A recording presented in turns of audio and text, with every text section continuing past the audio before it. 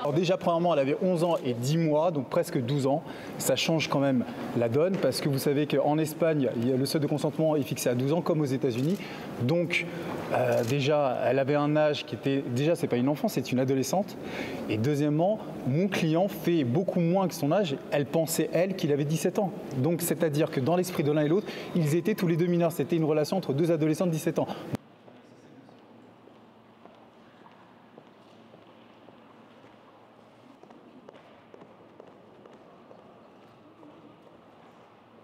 Oui, j'ajoute quelque chose, c'est que vous n'avez pas affaire à un prédateur sexuel sur une pauvre oie blanche.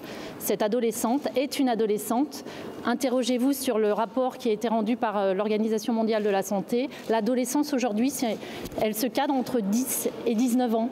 À 10 ans, nous sommes adolescentes. À partir du moment où on fait et on pratique des jeux sexuels, où on a une attitude de mise en danger, c'est grave, certes, mais ça ne fait pas de l'autre qui est en face. L'individu qui se trouve en face n'est pas forcément un prédateur sexuel, n'est pas forcément un violeur. Et dans ce dossier, c'est un dossier vraiment d'espèce. Il n'y a vraiment pas lieu de penser que vous avez affaire à un prédateur sexuel. C'est ce que nous allons démontrer.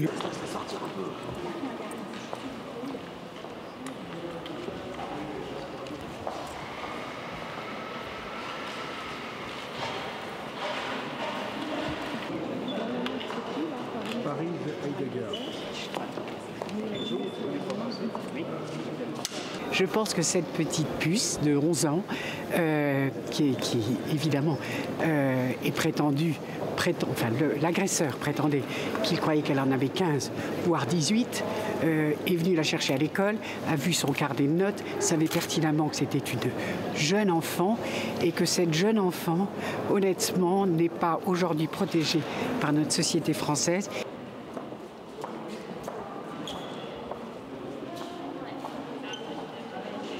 Ça, je pense que c'est totalement, pour moi, impossible du fait de l'immaturité, de